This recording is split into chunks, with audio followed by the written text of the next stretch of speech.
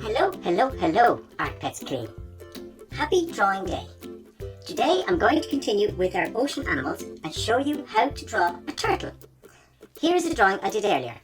This is a flatback turtle, and as you can see, I've added in a little bit of colour too. This is called a preparation sketch or drawing. As usual, I will tell you a few fun facts about these wonderful creatures as we draw. Oh, don't forget to subscribe and click that bell to keep up to date with our art adventures. Art Pets, we're a creative crew. Art Pets, having fun with you. You can be our friends, the fun will never end. Teaching you to draw and paint. Learning step by step with simple shapes and styles. Sharing art adventures and happy smiles. Climb aboard and let's get started. Art Pets, we are the Art Pets. So, let's go. For today's drawing, you will need a pencil, either a HB or a 2B, they're best so they don't smudge, paper, an eraser, and a black marker if you want to outline it, although you don't have to. Can you remember how we usually start our drawings? That's right, with the basic shapes. And over here you can see I've done out a little diagram of the basic shapes that I'm going to use today for our flatback turtle. We have a large oval for the body, another oval here for the head and neck, an oval there for one of the flippers, a second oval here for another flipper, a third oval for another flipper, and then for the last flipper we have two ovals. We're going to see a little bit more of this one than we do of the others. So we have 1, 2, 3, 4, 5, 6, 7 ovals to make up our drawing of our flatback turtle. So I'm going to just start that here on my paper, and as you can see when you look at my lines, look at how loose they are. You don't have to be neat and tidy. These are called working lines, and we're just trying to find our way in terms of our drawing. We're not trying to be too perfect, so we just feel our way through. So I'm going to start with the same sense of shape on this one here. So the first oval for the body, can you see that? Don't want to lean too heavily, but there you go. And then the second oval for the head too, and again look at I'm being nice and loose with my lines. My third one here for one of the flippers, a fourth oval over here for another flipper, then the flipper down on the bottom left hand side, and then the two ovals here for the flipper are nearest to us. And that is the basic simple shapes, and your ovals don't have to be absolutely perfect. Remember, they can be quite playful.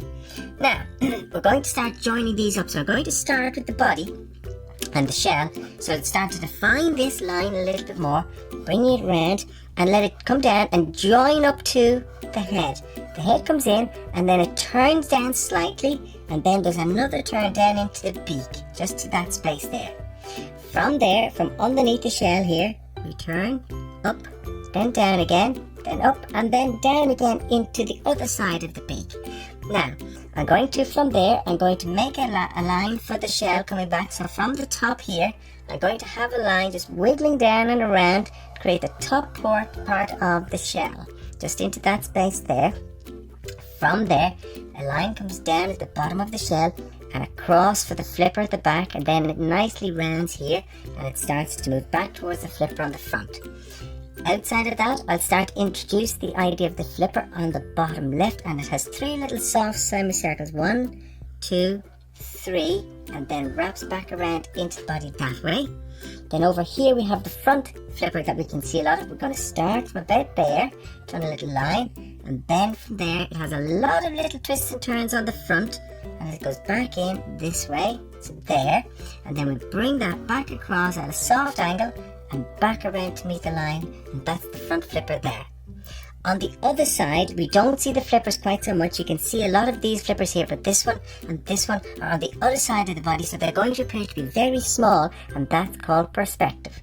And so the first one is going to start just at the bottom of the shell here, or towards the top of the neck, and I'm going to take another soft angle and let it just slide out a little, and in the same way as this is twisty and turny here, I'm going to make it a little bit twisty and turny there, and then back in. And then for this one, this little soft one back here, I'm going to make it quite small and have almost like toes sitting on the back of the flipper, and let that one come back in like so. And there is the basic shape. Now, I think I'm looking at this flipper here, and I think this one might be a little bit too small. So what I'm going to do is I'm going to rub that out just at the bottom, and I'm going to make that a little bit longer. So we'll just take out that, and I'm going to just come back in, 1, 2, 3, and I'm going to make that just a little bit longer there. And that will be that flipper. Now, I'm just going to rub out some of the guidelines I no longer need, just so I can see exactly what I've got, and then we'll start to add in some of our details. So now, we have rubbed out all of the extra guidelines, and now I'm going to start adding in another layer of detail.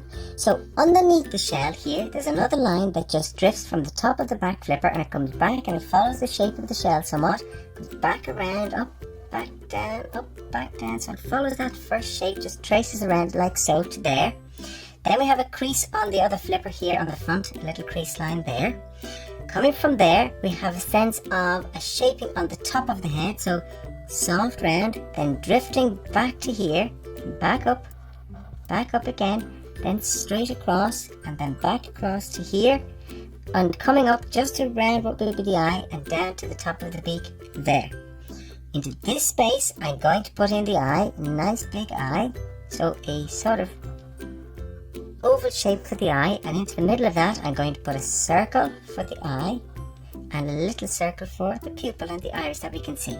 Now I want our turtle to look very happy, so I'm going to put a nice smiley happy mouth. So from here it's going to come up and it's going to be smiling like so. So you can see just a little bit of a smile there and a little bit of the mouth into that space. Now what I think I'll do to give him a slightly softer look, I'm going to make that round sit a little bit lower underneath. So I'll just take out part of that line again, and I'm going to just give the line a little bit more round, so it come out and just round it up a little bit there. So I'm just going to change that very, very slightly into that space there. Now, perhaps it's a good time to tell you a fun fact about turtles. Flatback turtles are found in the Pacific Ocean around Australia and Papua New Guinea. They like to feed on jellyfish, seaweed and sea cucumbers.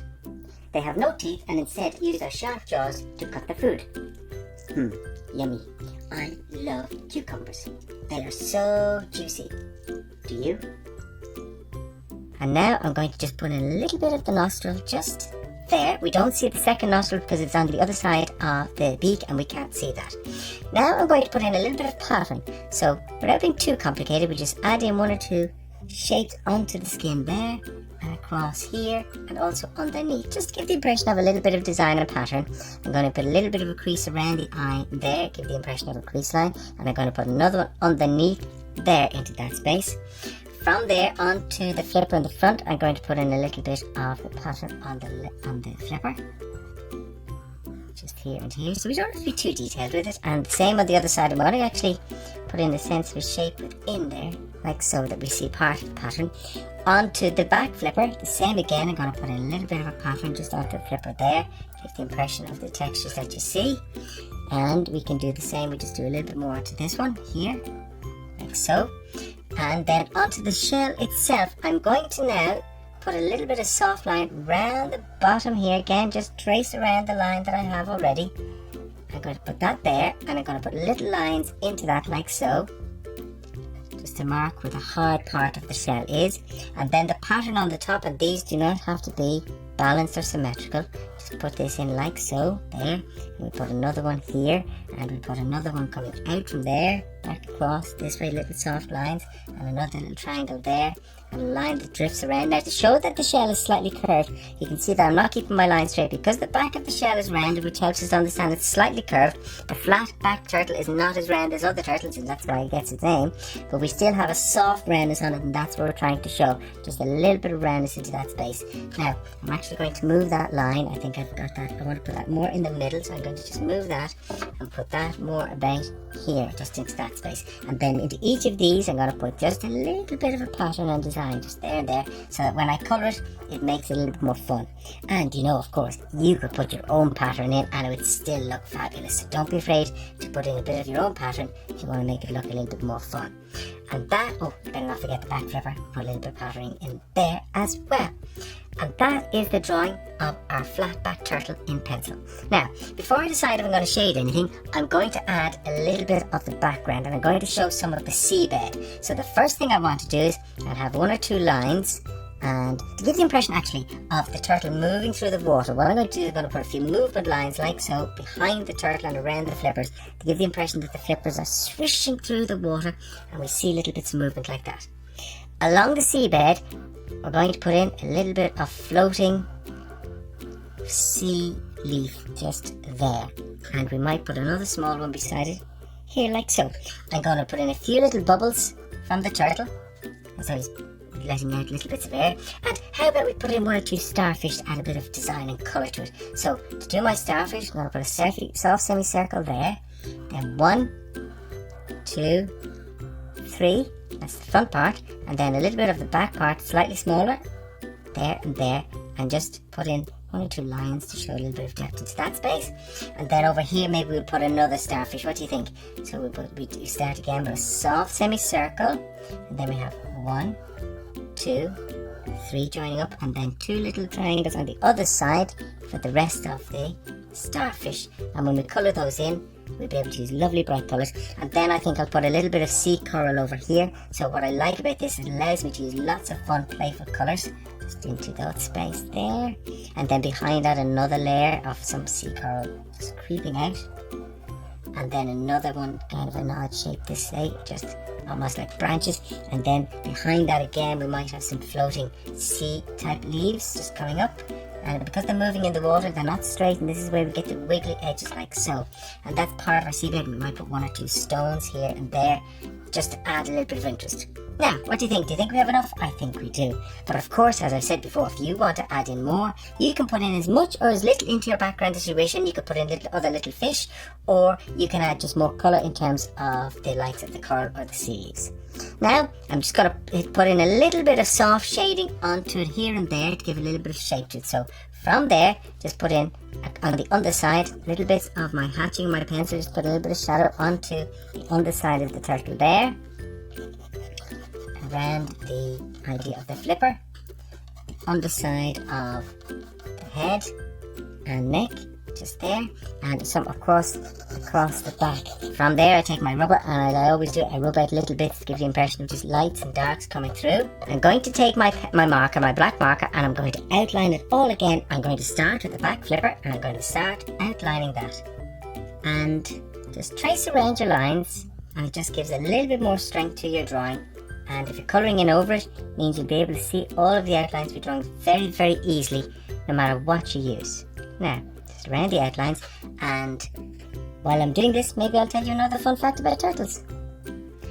It is one of 7 different sea turtle species. Others include a leatherback, hawksbill, a loggerbill, and an olive ridley.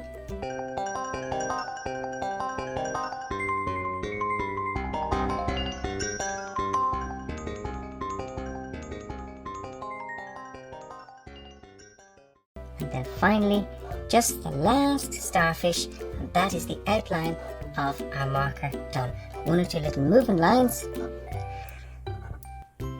And that is the drawing of our flatback turtle with some pencil shading. I'm so hungry now, so I'm going to go and have my lunch. Some apples, marshmallows, and some cucumber. Yay! Yum, yummy, yum, yums. In our next video, we will show you how to colour your drawing of a turtle.